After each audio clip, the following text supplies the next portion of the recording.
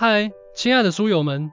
欢迎来到书海时光，一个为你每日推荐好书的心灵驿站。赶快关注我们，一起畅游书海，让阅读点亮每一天的精彩。大家好，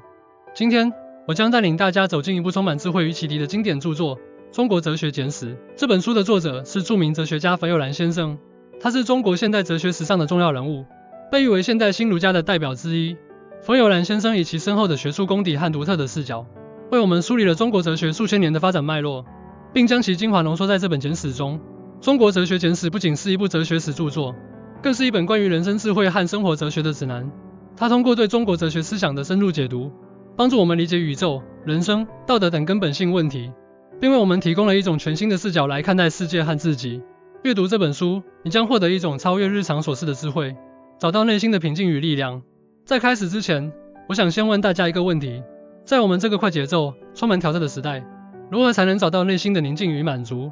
或许我们可以从中国古代哲学家的智慧中寻找答案。孔子、孟子、老子、庄子这些伟大的思想家，他们的思想不仅影响了中国的历史和文化，也为我们今天的生活提供了宝贵的启示。让我给大家讲一个关于孔子的故事。孔子周游列国时，有一次在途中遇到一位老者，老者对孔子的学说提出质疑，并说：“大道之行也，天下为公。”孔子听后深思良久，最终感叹道：“老者之言，诚无失也。”这个故事告诉我们，真正的智慧并不在于固执己见，而在于不断学习和反思。一、儒家思想，人与理的智慧。儒家思想是中国哲学的核心之一，其核心理念是人和理。人指的是人与人之间的关爱和同情，而理则是指社会规范和行为准则。孔子认为，通过践行人和理，人们可以实现个人与社会的和谐。从心理学角度来看，儒家思想强调的人实际上是一种情感共鸣和同理心。研究表明，同理心能够增强人际关系，提高个人的幸福感和满足感，而理则是一种社会契约，帮助人们在群体中找到自己的位置和角色，从而获得安全感和归属感。在日常生活中，我们可以通过以下方式践行儒家的人与理：一、培养同理心，尝试站在他人的角度思考问题，理解他人的感受和需求；二、遵守社会规范，尊重他人，遵守公共秩序，维护社会和谐；三、积极参与社会活动，通过志愿服务、社区活动等方式，贡献自己的力量，促进社会进步。冯友兰先生在书中提到，仁者爱人，理者敬人这句话简洁而深刻地概括了儒家思想的核心。通过践行人和理，我们不仅能改善人际关系，还能提升自身的道德修养。二、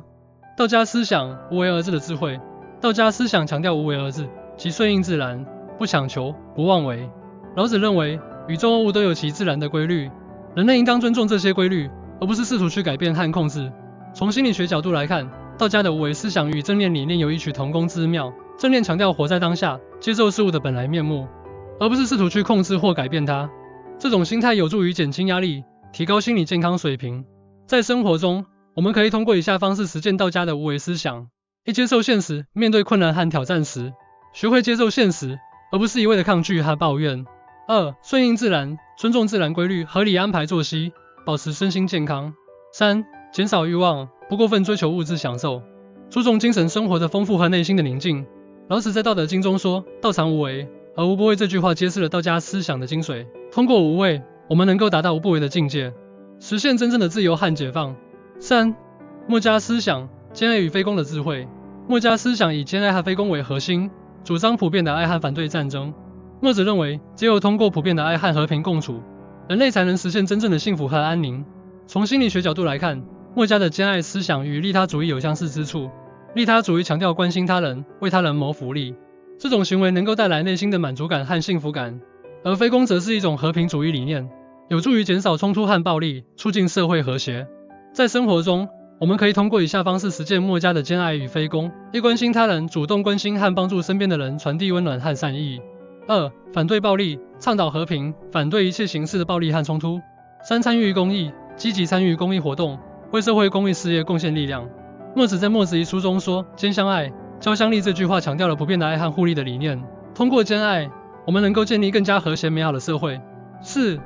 法家思想，法治与秩序的智慧。法家思想强调法治和秩序，认为只有通过严格的法律法规，才能维护社会的稳定和公正。韩非子认为，人性本恶，需要通过法律和制度来约束和规范。从心理学角度来看，法家的法治思想与行为主义有相似之处，行为主义强调外部环境对行为的影响，认为通过奖惩机制，可以有效地规范和引导人的行为。在生活中，我们可以通过以下方式实践法家的法治思想：一、遵守法律法规，自觉遵守国家的法律法规，维护社会秩序；二、建立规则意识，在家庭、学校、工作场所等环境中，建立明确的规则和制度；三、倡导公平正义，关注社会公平正义问题，积极参与社会公益活动。韩非子在《韩非子》一书中说：“法者，治之端也。”这句话强调了法治在国家治理中的重要性。通过法治，我们能够实现社会的稳定和公正。五、禅宗思想，内心的宁静与觉醒。禅宗思想强调内心的宁静与觉醒，主张通过修行和冥想，达到内心的平和与智慧。禅宗认为，真正的幸福不在于外在的物质享受，而在于内心的宁静与觉醒。从心理学角度来看，禅宗的修行理念与正念冥想有相似之处。正念冥想强调专注于当下，接受事物的本来面目。这种练习有助于减轻压力，提高心理健康水平。在生活中，我们可以通过以下方式实践禅宗的修行理念：一、练习正念冥想，每天抽出一定时间进行正念冥想，专注于呼吸和身体感受；二、培养感恩心态，学会感恩，珍惜生活中的每一个瞬间；三、关注内心世界，关注自己的内心感受和需求，保持内心的平和与宁静。禅宗六祖慧能在《坛经》中说：“本来无物，何处惹尘埃？”这句话揭示了禅宗思想的精髓。通过修行，我们能够达到内心的宁静与觉醒，实现真正的自由和解放。通过以上对中国哲学简史的介绍，我们可以看到，这本书不仅是一部哲学史著作，更是一本关于人生智慧和生活哲学的指南。它涵盖了儒家、道家、墨家、法家、禅宗等中国哲学的主要流派，为我们提供了一种全新的视角来看待世界和自己。如果你也想在快节奏的生活中找到内心的宁静与力量，那么我强烈推荐你阅读《中国哲学简史》。